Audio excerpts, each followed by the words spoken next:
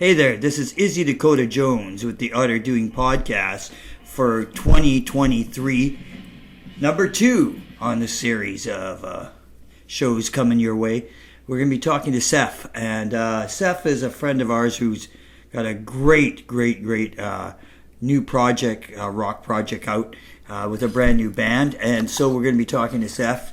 He lives here in Vancouver, and we're going to talk to him about his music, his songwriting abilities, what he does, what he's going to be doing with his music, up and coming, all kinds of interesting things. We'll be talking to Seth for the next little while, and his name of his band and all that stuff. So hang in there. This is Izzy Dakota Jones with the Art of Doing Podcast for 2023, and we'll be talking to you soon. Bye. Okay, so let's talk first, like I said, how long have you been playing music for, and where have you got your music influences from? Well, I started playing piano when I was 5 or 6. My mother was a classical pianist, made me take lessons, which I hated at the time, but now I realize it's one of the best things she did for me. And I started playing guitar when I was 14, and I've been playing in various bands since then, but this actual group that I'm in, it started as a songwriting project in 2013. And musical influences, well, I'll tell you by looking at the records I have out that I'm listening to right now. Oh yeah, go for it. Baby Huey, Cornell Dupree, the great Atlantic session guitarist, great R&B guitarist, one of the finest rhythm guitar players ever.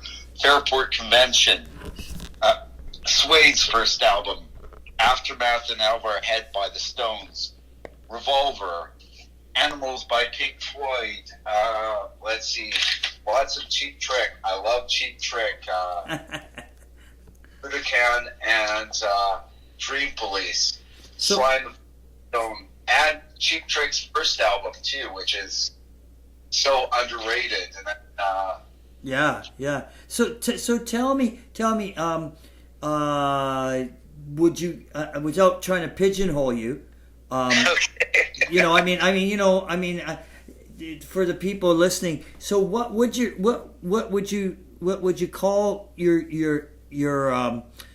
style of songwriting and music? Were you thinking what direction it's heading? Okay. Okay, it sounds like a two-part question. It is. It's kind of like a 2 parts, yes. Okay, so what would I call it now? Well, it's very melodic. There's strong pop influence and influenced by classic songwriting. Right.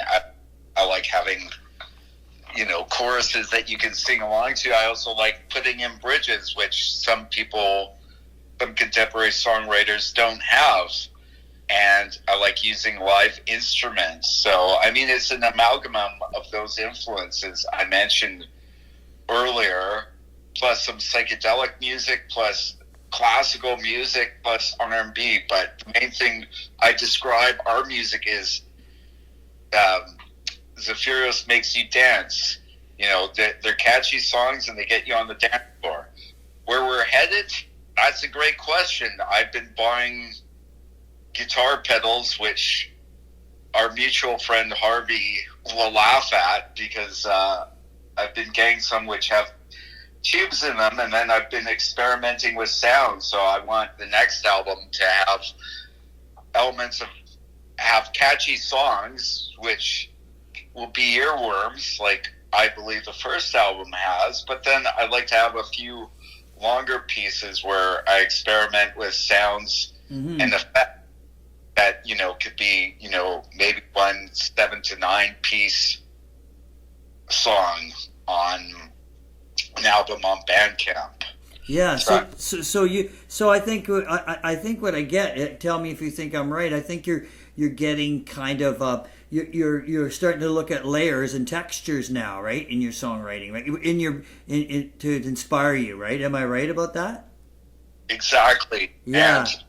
And part of that comes with the confidence of recording the first album in a studio where I had a dream realized, where could record onto 2-inch tape, which, for people listening out there, what that means is most recording now is done on computer. Yeah. And when recording on 2-inch tape, very few people do that, but it gives a warmth to the sound. Yeah. Gives more of a roundness, doesn't it? Like a round, like a full sound, right? Yeah. Exactly. Yeah. And it's challenging because, you can't use auto-tune on it, but, it's what I think rock and roll is the essence of, because it's about feeling, and if there's, a few mistakes in there, so be it. And so, as you said, it's about I'm moving in the direction of texture with the song, because I've felt confident now working in the studio, and then I want to use some of these effects that I'm using and explore them more and add more fullness to the songs and more dimensions to them, so it can be more, an experience listening to the songs. I mean, music is a listening experience, but adding more texture. Yeah, that's true. And then like I said, that inspires you too, as far as your writing, with and recording. So it takes you to another level altogether, and even live, I would imagine too, because it's gonna, your shows will be different sounding and stuff as you go along, right? It'll add character, right? And then you're evolving, right? At the same time, you're evolving, right? Yeah, that's great. That's great. So how many piece band do you have right now? We have a 3-piece band. We have myself on vocals and guitar. We have Amos Resnick on bass, and Amos actually played drums on the demo we recorded in 2014, which all those songs on the demo made it onto the album, but re-recorded versions of them. And Amos switched from drums to bass, and he's a tremendous bassist as well. And the advantage of having him on bass is he knows intuitively what the drums are like and how to communicate with drums. And then right on drums we have Gabrielle, or Gabby as she calls herself, Bears Bergeron, who is just very enthusiastic and very musically open-minded and curious, and just tremendous listener, and picks up techniques really fast. And she adds she adds quite forward driving dynamic to this band, which is needed. I mean, anytime you add people to a group, it changes the dynamic, but she adds a very fun dynamic to it. Yeah. So she gets inspired by the whole thing too, which gets you inspired too. I get you guys, right? So that makes a good collaborative team too. That's great. That's good. That's really good. And so as you're going forward, like we were saying earlier, talking about shows, you're looking to expand playing live a little bit more, and get yourself out there now to get yourself out there live wise, right? And look for all kinds of venues, I guess, right? Whatever you can get yourself out there to get people hear you and see you, right? Exactly, and I would love for us to get onto festivals, so I'm trying to figure out how to get on that. What are the methods? Yeah, I mean, one of them is for sure numbers, right? Like those kind of people start wanting to know what you can bring to the festival, right? How many people and stuff. That's important, right? So that's almost like you got to start gaining some sort of following, right? So, and that's important. I know that for a fact. They look at numbers, and then the old way is, it's who you know too. Sometimes too. That's another one too, right? Absolutely. So it's probably a little bit of both. You know what I mean? Well, I think it's that and persistence, and then luck comes into the equation too. But luck also works when you have those other qualities. Yeah. Now, do you have when you recorded your album, do you have a single out at all, and then have you followed that up like with a video or anything? What have you done?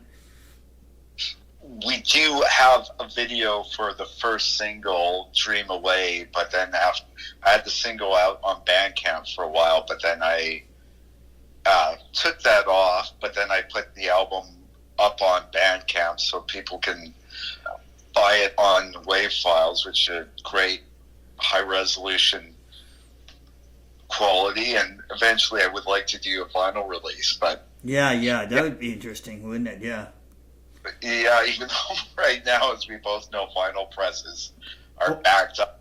Oh yeah, they're probably backed up, and they're not cheap either, right? You know, making vinyl is not that cheap as it used to be, I would imagine, right?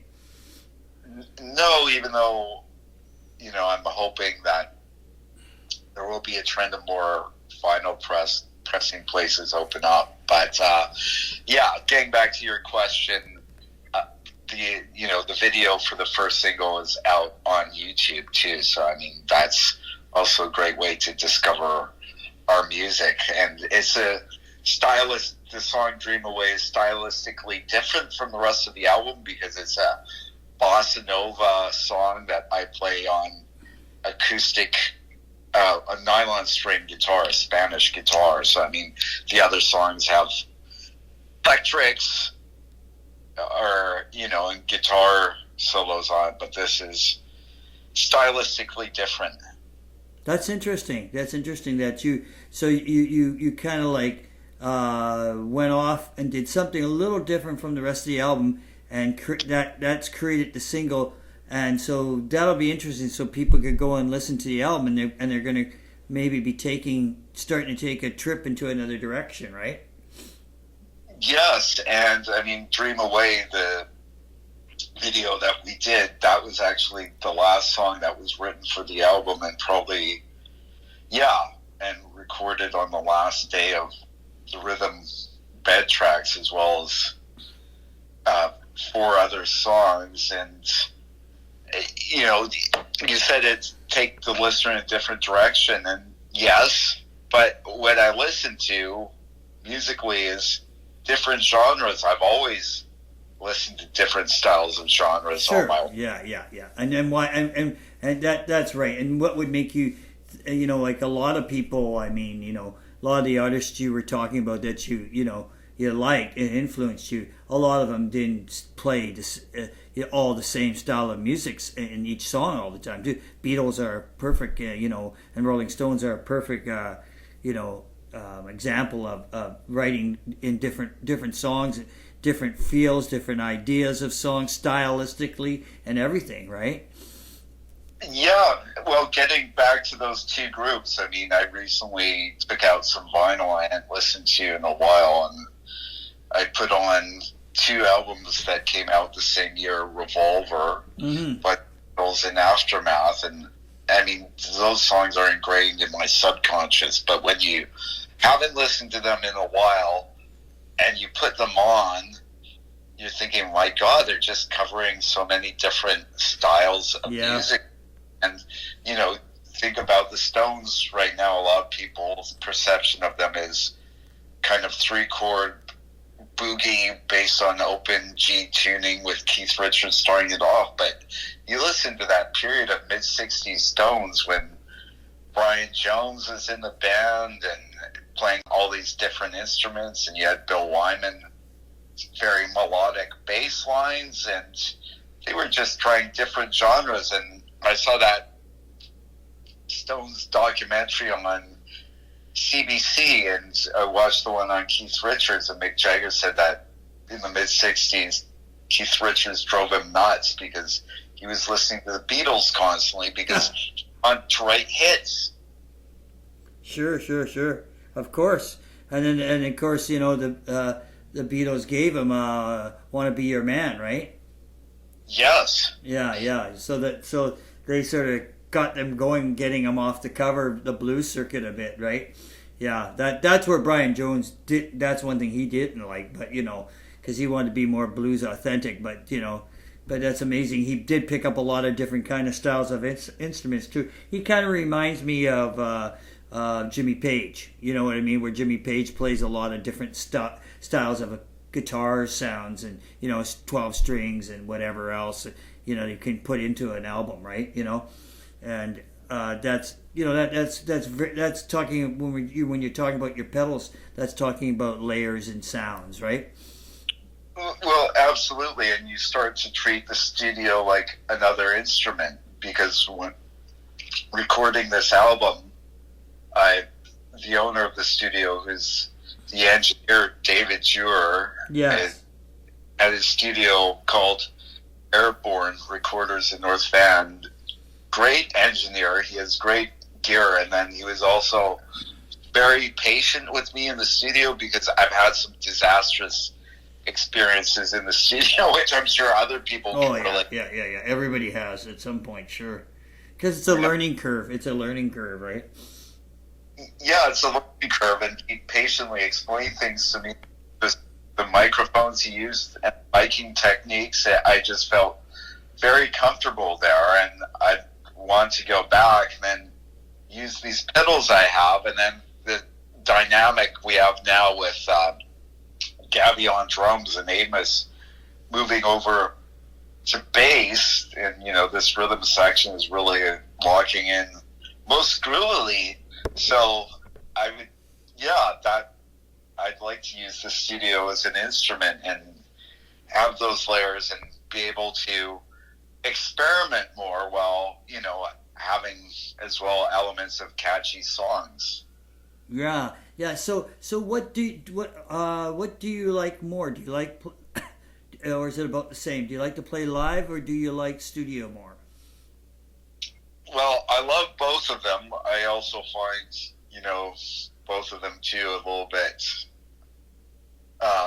nerve-wracking in some ways, because that going on playing live can be, you have your adrenaline going and your nerves, but then at the same time, I love being on stage, even though by nature I'm an introvert, but I'm one of those peculiar introverts that when you put me in front of a stage and there's people in front of me, I turn into an extrovert. Yeah. I think a lot of people are like that, and I think I myself I like the studio more than I actually like playing live. I like playing live, but it's almost like I like doing it. Don't get me wrong, but I have to get up for it. You know what I mean? And when I got to get up for it, it's like got to do this again, right? So I like doing it. Once I'm doing it, I like it. You know what I mean? Getting there is a whole other story. Well, yeah, loaded gear and to place if they have a sound man or not, making sure the levels are correct, and as far as studio goes, I talk about nerves, because you're under a time constraint, and and time is money in the studio, but unless you're doing it at home. But I'd rather, call me old-fashioned, go into a studio and work with other people and have that collaborative. Yes. Yeah, I hear. Yeah, I hear what you're saying. It's that that's why you play in a band, why you have musicians, so you can collaborate. It's the music and get it across. That's the fun part, right? Well, it's the fun part, because with technology now, you can record your whole album at home. You can play all the instruments or create beats for drums, but then